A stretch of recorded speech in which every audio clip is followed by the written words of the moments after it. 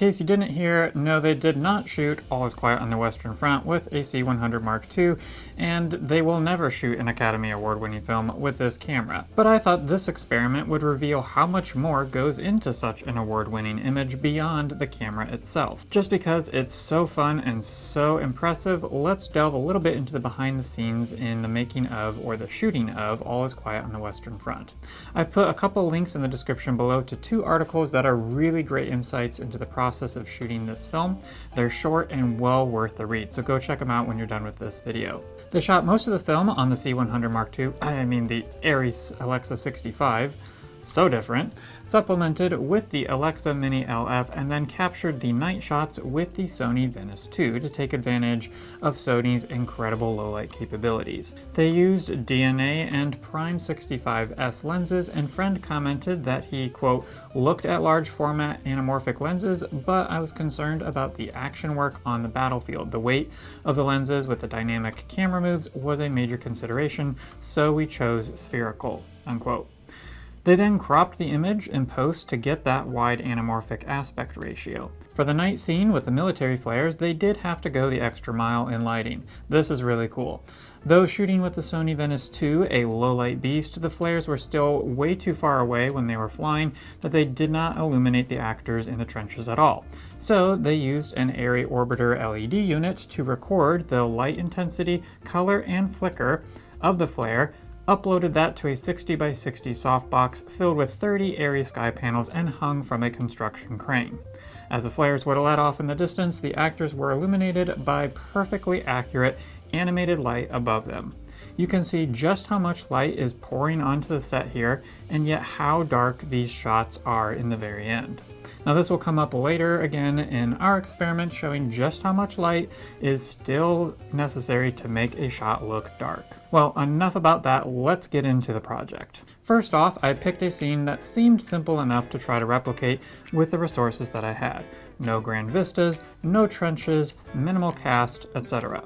I took 4 shots from this dinner scene at night, and we set off to work. In contrast to airy sky panels, we were working with 2 Aperture Amaran 60Xs and 7 Aperture MCs, or knockoff MC lights. That's literally all the lighting fixtures we used, and boy did it show. All of these shots are extremely warm in their color palette, as they are meant to be depicting the safety and warmth of a nearby fire. It wasn't till after we finished filming that I discovered how much cool blue light was actually used in the shot as well. You'll notice in this wide shot that the moonlight is simulated on the rooftop in the background, but it also subtly makes its way onto the actors here and here. You don't realize how cool this light actually is until you try to replicate it. Unfortunately, we didn't catch this on set, and so we lit everything in tungsten and set our white balance in camera even warmer. I was able to recover much of this using a mask in post, but it would have been far better to nail it on set. The aperture lights do have a fire effect in them, which we used. However, it achieves this by flashing back and forth between the warmest tungsten setting and cooler color tone. We wanted a much warmer look, so we were toning down the frequency here and didn't have the best fire simulation. Aperture Amarans are no airy orbiters after all. We actually shot this inside down in my basement during the day, so we had to flag off the window on the right and put a tent, light, and diffusion over the window on the left to match the window light in the original scene. Things were pretty crowded down there, and the ceiling was especially low, so we were unable to get the corresponding angle of light or the same focal length on the lens as the original. We shot this on a tripod, and then I mapped the camera movement of the original shot in After Effects and applied it to our shot to replicate the handheld look. Here you can really see what a difference costuming, makeup, location, and especially lighting make to the production value of a shot. Yes, the camera is giving us far better resolution and dynamic range than our replication, but I wouldn't put it as the biggest contributor to the lower quality look of our shot. All in all, I would say we did a fairly good job with the resources that we had, and I am pleased with the results, but no, this is nowhere near an Oscar-worthy image. Shot 2 is meant to look like it is lit exclusively by this campfire just within frame over here. They do a convincing job, but as soon as you try to replicate the shot, you realize just how much additional light is actually being used. When we first went to light the shot, we put the 60x's at ground level to simulate the fire. When looking at the frame with cast in the shot and comparing it to the original, however, we immediately saw how much light was coming down on top of the actors rather than just from the side on the ground. We ended up elevating the lights about 3 to 4 feet into the air. We also quickly discovered how much light wraps around the actors. It's not merely coming from one narrow direction like the fire.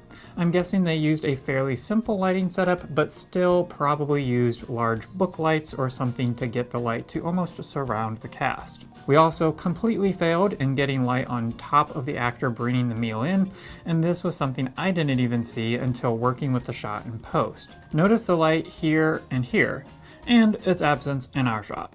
It cannot possibly be coming from the fire over here, but likely from a rather high angle book light or something.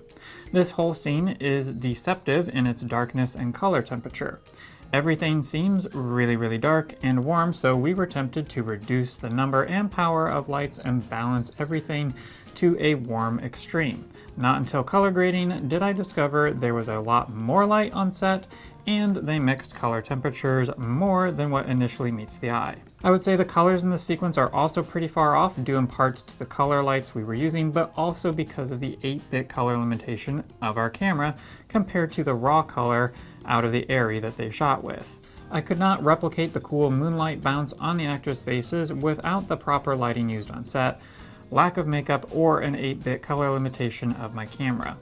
You can also see again where poor lighting fixtures, location, costuming, props, and makeup really do reduce the quality of our shot.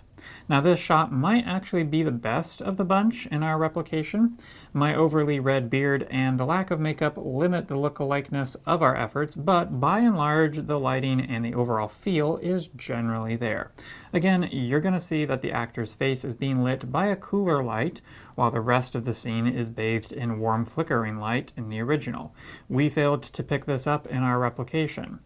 The camera that they used was also far sharper and far better than our camera, and of course they just had better lights to work with. And finally we have this shot, which was more than likely lit with a fairly bright cool temp light and accented with warmer flickering lights. Again, you can see over here that there is also a light from above giving a fabulous rim light to help us make out the full body of the actor, as well as a nicely illuminated background. And you will notice over here that we don't have any of that. All of our lighting is overly warm, we have no light from above and nothing on the background. Now it's a decent look and an okay attempt at replication, but no Oscar-worthy image by any means. So all in all, this was an incredibly fun and surprisingly difficult experiment to undertake. I was amazed at how replication took away the creative pressure to come up with the best look for a scenario, but it added so much difficulty to trying to technically mimic a very specific look.